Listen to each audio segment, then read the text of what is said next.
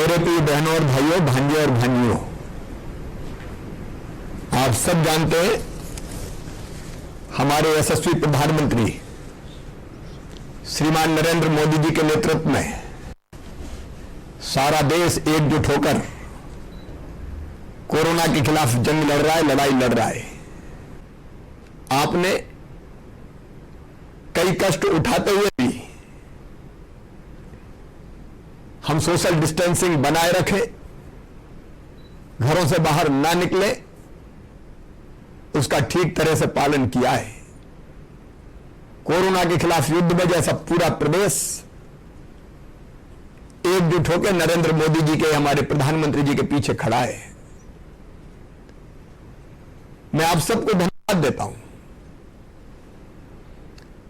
Lockdown का एक चरण 14 अप्रैल को पूरा हुआ है, अब दूसरा चरण प्रारंभ हुआ है। मैं अपने उन सभी कर्मवीरों को, योद्धाओं को प्रणाम करता हूं। हमारे डॉक्टर्स, हमारी नर्सेस, हमारे पुलिस के कर्मचारी, हमारे पुलिस के जवान, रेवेन्यू का अमला, नगरीय निकाय का अमला, पैरामेडिकल स्टाफ, इस काम में लगे हुए हर भाई और बहन को मैं प्रणाम करता हूं, जिन्होंने अपनी जान हथेली पर रख के दूसरों की जिंदगी बचाने में अपना सब कुछ झोंकने का फैसला किया है। और आज उसी का परिणाम है कि कोरोना से लड़ाई जीतने की दिशा में हम काफी आगे बढ़े हैं।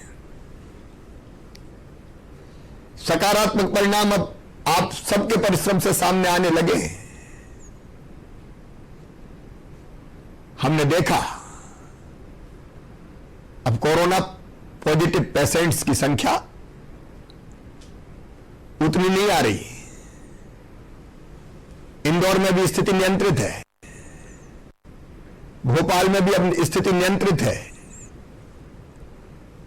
कई जिलों से उत्साहजनक समाचार मिल रहे हैं। शिवपुरी कोरोना मुक्त हो गया है, ग्वालियर भी उस दिशा में बढ़ गया है, बाकी जिले भी बहुत अच्छा काम कर रहे हैं। लेकिन जंग अभी हमने जीती नहीं है, संघर्ष अभी बाकी है। घर गए मेरे बहनों और भाइयों, इस महामारी से डरने की जरूरत नहीं है, सावधान रहने की आवश्यकता है। समय पर अगर टेस्ट हो जाए, बीमारी पता चल जाए, लक्षण दिखते ही अगर दिखा लिया जाए, तो ये सर्दी जुकाम और खांसी से, बुखार से बड़ी बीमारी नहीं है। लेकिन ये जानलेवा तब बनती है जब हम देर कर देते हैं। मुझे खुशी है कि समाज ने इस बीमारी को पहचाना, अब सब सहयोग कर रहे हैं, और उसी का परिणाम है कि धीरे धीरे सकारात्मक परिणाम आने लगे हैं। मुझे कहते हुए खुशी है कि आधा मध्य प्रदेश तो इस बीमारी से मुक्त है, लेकिन हमारे 8 जिले शिवपुरी, मुरैना, छिंदवाड़ा, टीकमगढ़, आगरमालवा, शाजापुर, मंदसौर एवं बैतूल में भी पिछले एक सप्ताह से कोई भी नए संक्रमण का केस नहीं आया है। संकट बड़ा है, लेकिन हमारी हिम्मत उससे भी बड़ी है। सरकार कोई कसर नहीं छोड़ेगी, आपके साथ मिलकर इस बीमारी से लड़ेगी और हम जीतेंगे। कोरोना पॉजिटिव जो पेशेंट्स है, उनको और उनके परिजनों को भी घबराने की जरूरत नहीं है। कई बार नाम सुन के ही हम परेशान हो जाते हैं।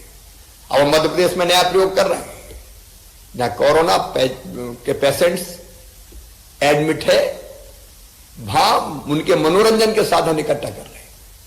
वहां गीत, संगीत, फिल्म दिखाना, मनोविनोद के बाकी साधन जुटाना, ताकि वो आनंद महसूस कर सके। कई बार अकेले रहते रहते भी मन निराश हो जाता है। मन के हारे हार है, मन के जीते जीत।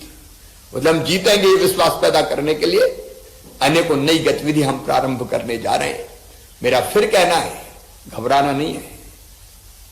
लॉकडाउन का पालन करना है, सोशल डिस्टेंसिंग का पालन करना है, घरों से बाहर नहीं निकलना है, जहां पॉजिटिव प्रकरण है, जो इलाके हमारे संवेदनशील है, हम मिलकर इस बीमारी को समाप्त करके जीतेंगे। लेकिन इस बीमारी ने हमारी जिंदगी को भी बहुत कठिन बना दिया है। मैं आपके कष्ट जान सकता हूं, विशेषकर मेरे गरीब बहनों और भाइयों, रोजगार के बिना कई बार एक नहीं अनेकों तकलीफें हमारे गरीब बहनों और भाइयों को हुई है। आज मैं आपको कहना चाहता हूं, परसों ही मैंने फैसला किया है, गरीबों के लिए जो योजना संबल बनी थी, नई आशा की किरण लेके आई थी, वो संबल योजना पिछली सरकार ने बंद कर दी थी। हमने संबल योजना फिर से चालू करने का फैसला किया है। मेरा सिद्धांत रहा है, मध्य प्रदेश के संसाधन पर सबका हक है, लेकिन सबसे पहले गरीबों का हक है। संसाधन तो सबके हैं, लेकिन सबके पास नहीं है। जिनके पास नहीं है उनको सरकार अतिरिक्त सहायताएं देगी। और ये संबल योजना के अंतर्गत मैं फिर आपको बताना चाहता हूं, 1 करोड़ से ज्यादा रजिस्ट्रेशन हुआ है। उन सब बहनों और भाइयों को बच्चों की निःशुल्क पढ़ाई, बेटा बेटी को अगर बहन जन्म दे तो जन्म देने के पहले 4,000, जन्म देने के बाद 12,000 रुपया दिए जाएंगे। अगर बच्चे पढ़ते महाविद्यालय में उनको निःशुल्क शिक्षा की व्यवस्था की जाएगी। बिजली के बिलों की हमने जो एक अलग व्यवस्था की थी, वो व्यवस्था चालू रखी जाएगी। एक्सीडेंट में अगर मृत्यु हो गई तो 4 लाख रुपया, सामान्य मृत्यु पर 2 लाख रुपया, अंतिम संस्कार के लिए 5,000 रुपया। एक नहीं अनेकों सुविधाएं संबल योजना के अंतर्गत गरीब बहनों और भाइयों को देने का हमने फैसला किया है। इससे गरीबों को नवजीवन मिलेगा, नई जिंदगी मिलेगी। और ये कोई एहसान नहीं है, आपका हक है, आपका अधिकार है, जो इस सरकार ने फिर से देने का फैसला किया है। मेरे बहनों और भाइयों, हमने पर्याप्त मात्रा में राशन, ताकि भोजन की कोई दिक्कत और कोई कमी ना रहे, उसलिए पहले 3 महीने का इकट्ठा राशन हमने दे दिया था। 3 महीने का इकट्ठा राशन पहले दे दिया, लेकिन उसके बाद केवल 3 महीने से काम नहीं चलेगा। इस अप्रैल महीने के अंत में और मई महीने के पहले सप्ताह में प्रति व्यक्ति 5 किलो अनाज, जिसमें गेहूं और चावल दोनों सम्मिलित रहेगा। लेकिन चावल और गेहूं खाएंगे काय के साथ, दाल भी चाहिए, इसलिए 1 किलो दाल, ये और हमने 2 महीने का देने का फैसला किया है। लेकिन कई गरीब मेरे भाई और बहन ऐसे थे जिनके राशन कार्ड में नाम नहीं थे, वो परेशान थे, इसलिए 25 प्रकार की श्रेणियां और छांटकर उनको भी राशन उपलब्ध कराने का हमने फैसला किया है। राशन की चिंता मत करना, जितनी जरूरत होगी उतना देंगे। राम की चिड़ैया राम कोई खेत, खावरी चिड़ैया भर भर पेट। कोई इस संकट के समय भूखा ना रहे, इसलिए अतिरिक्त खाद्यान्न का आवंटन भी आवश्यकता के अनुसार जिलों को उपलब्ध कराने का फैसला किया गया है। मेरे बहनों और भाइयों, मेरे सभी वो भाई और बहन जो दिव्यांग हैं, जो बुजुर्ग हैं, सामाजिक सुरक्षा पेंशन के अंतर्गत आते हैं, उनको सामाजिक सुरक्षा पेंशन, विधवा पेंशन, वृद्धावस्था पेंशन, निराश्रित पेंशन के रूप में 46 लाख हितग्राहियों के खाते में 2 माह के पेंशन की राशि 562 करोड़ रुपया हमने खाते में डाल दी है। ये पैसा निकाल के आप अपने जीवन की गाड़ी को आगे बढ़ा सकते हैं। हमारे वो मजदूर भाई बहन जो कंस्ट्रक्शन वर्कर्स, निर्माण मजदूर, जिनका पंजीकरण हुआ है 8,25,000 से ज्यादा है, वो ऐसे सभी 8,25,000 निर्माण श्रमिकों के खाते में हमने 1,000 रुपए की सहायता राशि उनके खाते में डाल दी है। वो खत्म हो जाएगी तो 1,000 रुपए की राशि फिर उनके खाते में डालने का काम कर दिया जाएगा। मध्य प्रदेश में लॉकडाउन के कारण अन्य राज्यों के फंसे मजदूरों को भी 1,000 रुपए हमने देने का फैसला किया है। और मुख्यमंत्री प्रवासी मजदूर सहायता योजना के अंतर्गत मेरे जो मजदूर भाई बहन मध्य प्रदेश के बाहर अलग अलग प्रदेशों में फंसे हैं, वो कितने कष्ट सहन कर रहे हैं, इसका मैं अंदाज लगा सकता हूं। इसलिए हमने तय किया है उन सबके खाते में 1,000 रुपया प्रति मजदूर डाला जाएगा। ऐसे मजदूर भाई और बहन के हमें फोन नंबर चाहिए, अकाउंट नंबर चाहिए। अकाउंट नंबर मिलने के बाद जैसे वेरीफाई होता है वो वास्तव में दूसरे प्रदेश में है, 1,000 रुपया उनके खाते में डाल दिया जाएगा। अभी तक हमने ऐसे मजदूरों के 5,939 मजदूरों के खाते में पैसे डाल दिए हैं। सूची आती जाएगी, पैसे हम खातों में डालते जाएंगे। मध्य प्रदेश में जो हमारी अत्यंत पिछड़ी जातियां हैं, बैगा, भारिया, सहरिया, इन जनजाति के मेरी बहनों के खाते में हमने 2 महीने का 2,000 रुपया डालने का काम किया है। उनके खातों में भी ये राशि पहुंच चुकी है। हर एक ग्राम पंचायत में अगर भोजन की कोई दिक्कत आती है तो उस दिक्कत को दूर करने के लिए निराश्रित भाई बहनों के लिए, असहाय भाई बहनों के लिए भोजन और आश्रय की व्यवस्था के लिए 70 करोड़ रुपए से ज्यादा की राशि हमने जारी कर दी है। मेरे गरीब बहनों और भाइयों, अभी तेंदुपत्ता टूटने वाला है, महुए का फूल बीनना आपने शुरू कर दिया है। वनोपज कई लोगों को रोजगार देती है, आमदनी बढ़ाती है, और इसलिए हमने तय किया है अभी 25 तारीख से महुए के फूल सहित महुए की गुल्ली, करंज का बीज, साल का बीज, अचार की गुठली, ये सब खरीदने का फैसला किया है। और गरीब बहनों और भाइयों, ये औने पौने दाम पर ना बिके, इसलिए हमने मिनिमम सपोर्ट प्राइस, न्यूनतम समर्थन मूल्य इनका तय कर दिया है। अचार की गुठली हम 130 रुपया प्रति किलो खरीदेंगे। इससे ज्यादा में बिके तो व्यापारी खरीदे, इससे ज्यादा दे तो व्यापारी खरीदे, लेकिन इससे कम में हम नहीं बिकने देंगे। वनोपज संघ के माध्यम से सरकार खरीद लेगी। पलास लाख 150 रुपया प्रति किलो, कुसुम लाख 230 रुपया प्रति किलो, हर्रा 20 रुपया प्रति किलो, बहेड़ा 25 रुपया प्रति किलो, हमारे महुए का फूल 35 रुपया प्रति किलो, महुए की गुल्ली 35 रुपया प्रति किलो, अलग अलग दरें हमने तय करके इनको खरीदने का फैसला किया। तो औने पौने दाम पर मत बेचना, इंतजार करना, 25 तारीख से हम खरीदने वाले हैं। आप जितना बीन के लाओगे सरकार खरीदेगी। जो तेंदुपत्ता है उसकी तुड़ाई भी शुरू होने वाली है। 2500 रुपया प्रति मानक बोरा की दर से उसकी मजदूरी देने का भी हम काम करेंगे। मेरे प्रिय बहनों और भाइयों, मैं आप सबको आश्वस्त करना चाहता हूं, रोजगार की कोई समस्या नहीं रहने देंगे। मई महीने के प्रथम सप्ताह तक हम ग्रामीण क्षेत्रों में कम से कम 10 लाख रोजगार के अवसर रोज सृजित कर देंगे, ताकि आपको रोजी रोटी की दिक्कत ना हो। लेकिन याद रखिए, उन्हीं जिलों में जहां संक्रमण नहीं है, जहां संक्रमण ज्यादा है, वहां क्राइसिस मैनेजमेंट ग्रुप से बात करके कौन सी गतिविधि शुरू करनी चाहिए, कौन सी नहीं करनी चाहिए, ये हम तय करेंगे।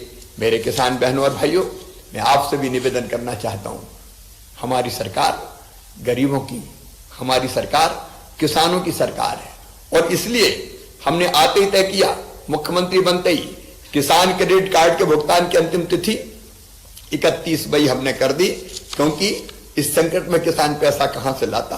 पिछली सरकार ने आपके फसल बीमा योजना की राशि दबा ली थी, 2200 करोड़ रुपया प्रीमियम नहीं दिया, उसलिए फसल बीमा योजना की राशि नहीं मिली। मैंने आते ही जब यह देखा कि किसानों के साथ छल है, धोखा है, तत्काल फैसला किया और 2200 करोड़ रुपया फसल बीमा योजना के प्रीमियम की राशि मैंने तत्काल जमा कर दी। और इसलिए 15 लाख किसानों को 2,990 करोड़ रुपए की राशि फसल बीमा योजना के अंतर्गत आपके खाते में डाली जाएगी। एक क्लिक से इस राशि को भी आपके खाते में डालने का काम जल्दी मैं प्रारंभ करूंगा। यह किसान का हक था जो हमने उसको देने का फैसला किया है। मेरे किसान बहनों और भाइयों, आपको पता है, जब मैं पिछली बार मुख्यमंत्री था, हमने 0% ब्याज पर कर्जा देने का फैसला किया था। अब आपको मैं फिर से यह सूचना दे रहा हूं, खुशखबरी दे रहा हूं कि हम आगे भी किसान को 0% ब्याज पर कर्जा देंगे, ताकि कर्जा उसके ऊपर बोझ ना बने। हमने यह भी तय किया है, किसानों को प्राथमिक कृषि सहकारी साख समितियों के माध्यम से जो फसल ऋण 19-20 में दिया गया था, उसके भुगतान की तिथि 28 मार्च थी। इस संकट के समय किसान कहां से पैसा लाता, और इसलिए हमने तय कर दिया है कि अब 31 मई 2020 तक वो राशि जमा की जा सकती है। और इसका जो ब्याज होता था 55 करोड़ रुपया, वो हमने सरकार के खजाने से भरने का फैसला किया है, ताकि किसानों को दिक्कत ना हो। मेरे किसान बहनों और भाइयों, चिंता मत कीजिए। खाद की व्यवस्था, बीज की व्यवस्था, आदानों की व्यवस्था, वो सब हम ढंग से कर रहे हैं। जिन इलाकों में तीसरी फसल होती है, वहां जहां नहर छूट सकती थी, नहर छोड़ के हमने मूंग इत्यादि की फसल के लिए पानी दिया है। और कोशिश हमारी ये है कि जहां किसान तीसरी फसल पैदा करता है, उसके लिए पर्याप्त बिजली भी हम किसान को दे दें, ताकि संकट के समय तीसरी फसल पैदा करके भी किसान अपनी आमदनी बढ़ा ले। एक निवेदन और आप सबसे करना चाहता हूं, ये भयानक संकट का समय है। खरीदी की कल्पना करनी इस समय मुश्किल थी। बारदाने नहीं थे, गोडाउन नहीं थे, व्यवस्थाएं नहीं थी, लेकिन आते ही पहले दिन से मैंने बारदानों की व्यवस्था। आपको पता है कि पश्चिम बंगाल में जूट के कारखाने बंद हो गए, तो हमको जूट के बारदाने नहीं मिल रहे थे, तो हमने प्लास्टिक के बारदाने यहां बनवाने का काम युद्ध स्तर पर प्रारंभ किया है। पूरी व्यवस्था हमने बनाई। देखो, हम्माल भाग गए, मजदूर नहीं है, बिहार से और दूसरी जगह से आते थे जो हम्माली का काम और ढोने का काम करते थे, लेकिन हमने इन सारी व्यवस्थाओं को स्थानीय लोगों से पूरा करवाने का फैसला किया। और यह फैसला किया कि कितनी भी कठिन परिस्थितियां हो, हम अन्नदाता के अन्न को खरीदेंगे, उपार्जित करेंगे। इसलिए हम गेहूं खरीद रहे हैं, हम चना खरीद रहे हैं, हम मसूर खरीद रहे हैं, सरसों की खरीदी हम जल्दी शुरू करने वाले हैं, ताकि किसान को उसके पसीने का पूरा मूल्य मिल जाए। और मुझे कहते हो खुशी है कि खरीदी अब पूरी ताकत से शुरू हो गई है। रोज किसान, हजारों किसान आ रहे हैं और अपनी उपज बेच रहे हैं। जल्दी उनके खाते में पैसा डलना शुरू हो जाएगा। हमने बैंकों को, जिन किसानों से पहले खरीद कर ली है, बैंकों को पैसा दे दिया है। जल्दी बैंकों के पास से वो पैसा आपके खाते में आना शुरू हो जाएगा। मेरी प्रार्थना एक ही है, धैर्य रखना। एसएमएस होने के बाद ही खरीदी केंद्र पर आना, भीड़ मत लगाना, क्योंकि कोरोना का संकट है। और ये विश्वास रखना कि मैं हूं, पूरी उपज खरीदूंगा। जल्दीबाजी मत करना, मास्क लगाना है, सैनिटाइजर से हाथ साफ करते रहना है, साबुन से हाथ धोना है। और मास्क जरूरी नहीं है कि आप खरीद के लगाओ, अपने गमछे को धो और उसी को मास्क बना लो। लेकिन केवल उपार्जन ही एकमात्र तरीका नहीं है। हमने ये फैसला भी किया कि मंडी में आने की जरूरत नहीं है, क्योंकि कोरोना का संकट है, मंडी में ज्यादा लोग इकट्ठे नहीं हो सकते। इसलिए व्यापारी सौदा पत्रक के माध्यम से आपके घर पर आकर भी आपके अनाज को खरीद सकता है। और मुझे कहती हूं खुशी है, कई व्यापारी और किसानों ने आपसी सहमति से ऐसे सौदे किए हैं। मुझे एक शिकायत आज मिली, और वो शिकायत ये थी कि हम्माली का पैसा कुछ जगह किसानों से वसूला जा रहा है। मैंने आज साफ निर्देश दिए कि व्यापारी और किसान जिस भाव पर सौदा करेंगे, वो पूरा पैसा व्यापारी को, किसान को देना पड़ेगा, उसमें से हम्माली वो नहीं काटेगा। ये मैंने निर्देशित किया है। मेरे किसान बहनों और भाइयों, आप चाहें तो अलग प्राइवेट मंडियों में भी अगर कोई मंडी बना के, दुकान बना के प्राइवेट खरीद करना चाहता है, तो प्राइवेट खरीद केंद्रों से पर भी आप अपने अनाज को ठीक मूल्य मिलने पर बेच सकते हो। समर्थन मूल्य पे हम खरीद ही रहे हैं, तो वो सुरक्षा कवच हमारे पास है ही, उसकी चिंता करने की जरूरत नहीं है। हमने खरीद केंद्र पर्याप्त मात्रा में बढ़ाए, 4700 से ज्यादा खरीद केंद्र है, और इसलिए उपज की चिंता आप मत करना, मैं किसानों की चिंता करूंगा। किसान बहनों और भाइयों, संकट का समय है, धैर्य का परिचय देना, मिलके हम सब इस संकट से निकलेंगे। मेरे प्यारे बच्चों, मैं तुमसे बहुत लाड करता हूं, बहुत प्यार करता हूं। मेरे कई बच्चे बाहर फंसे, कोटा में भी फंसे हुए थे।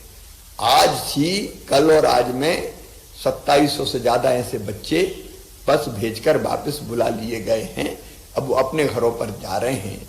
हमारे ऐसे बच्चे, देखो, इस संकट में सावधानी रखने की जरूरत है, और सावधानी रखते हुए हमने उनको घर पहुंचाया है।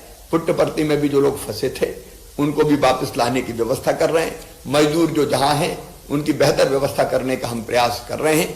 लेकिन बच्चों की पढ़ाई इस समय बाधित ना हो, क्योंकि स्कूल कॉलेज तो खुल नहीं सकते।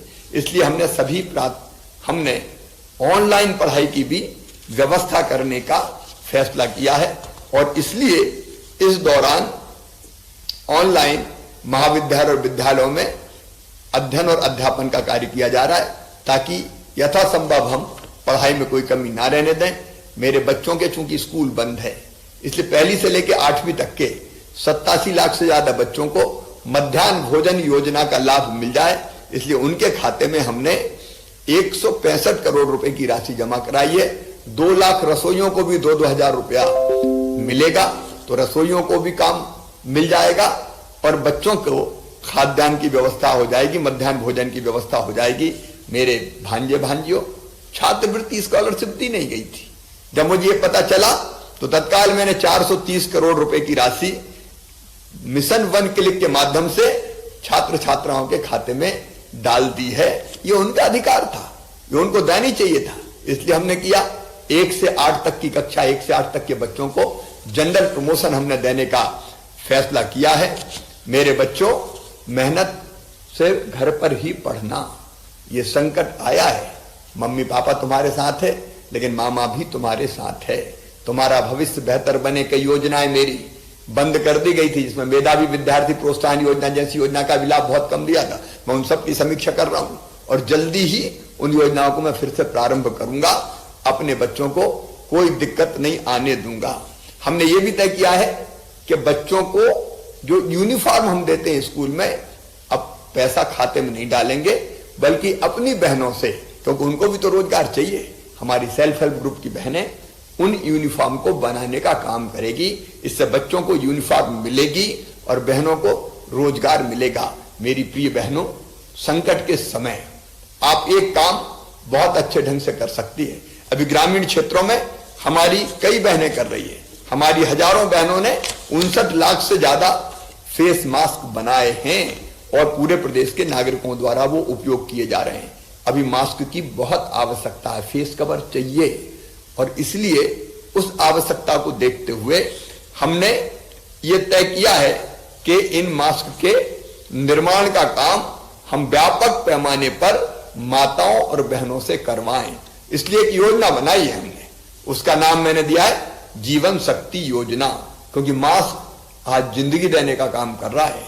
और इसलिए मेरी प्रिय बहनों, अगर आप इच्छुक हैं कि घर बैठे मास्क बनाए, आपको कहीं नहीं जाना, तो ऑनलाइन आप पंजीयन करवाएंगे, मोबाइल के माध्यम से पंजीयन हो जाएगा। विस्तृत जानकारी मैं आपके पास भेज रहा हूं और आप मास्क बनाएंगे।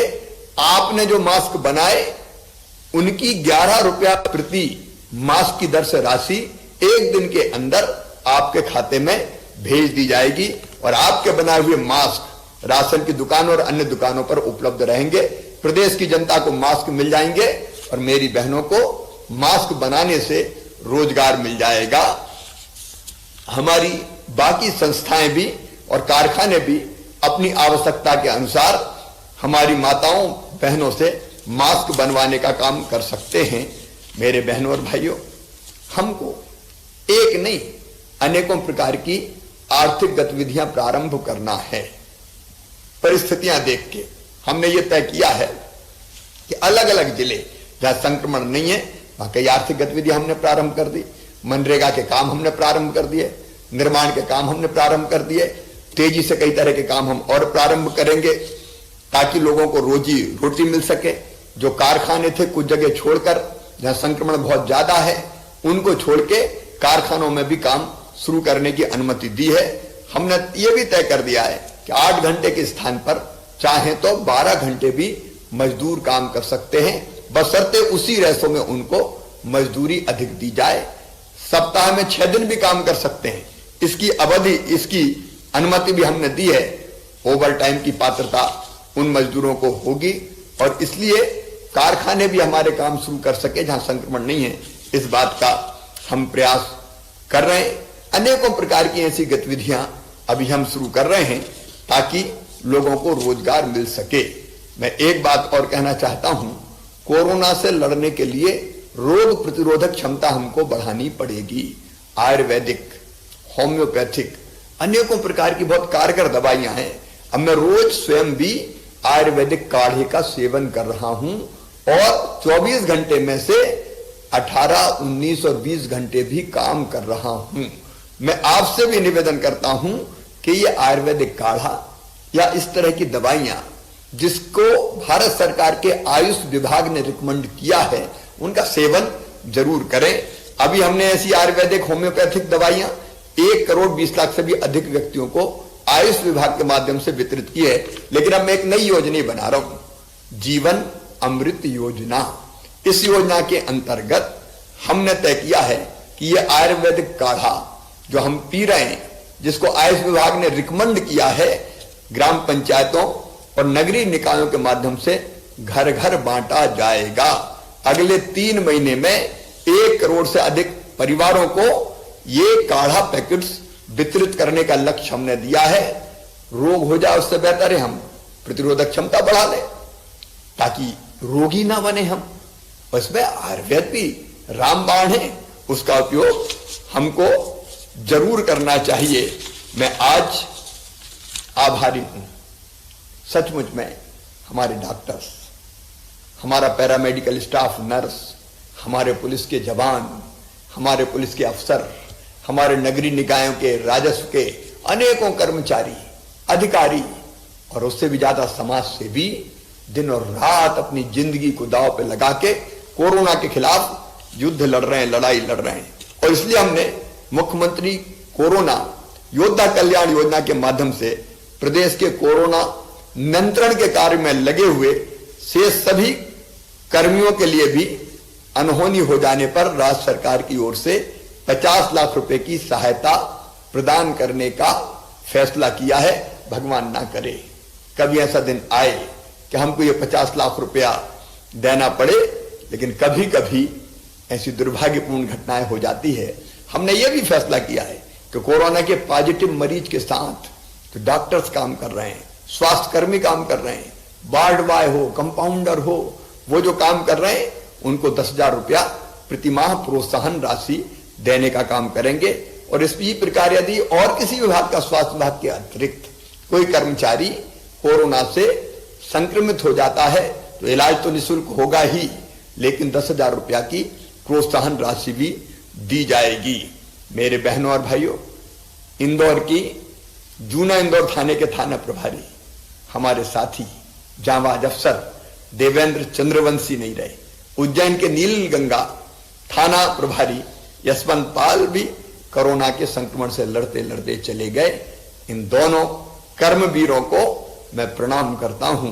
50 लाख रुपए की सम्मान निधि देने का फैसला किया। एक्स्ट्रा ऑर्डिनरी पेंशन मतलब उनके सर्विस काल तक पूरी वेतन उन परिवारों को देंगे और उनको कर्मवीर पदक से सम्मानित किया जाएगा। जो उत्कृष्ट काम कर रहे हैं, पुलिस के हमारे अफसर जवान दिनों रात लग के, उन सब के लिए भी हमने कोरोना पदक देने का फैसला किया है।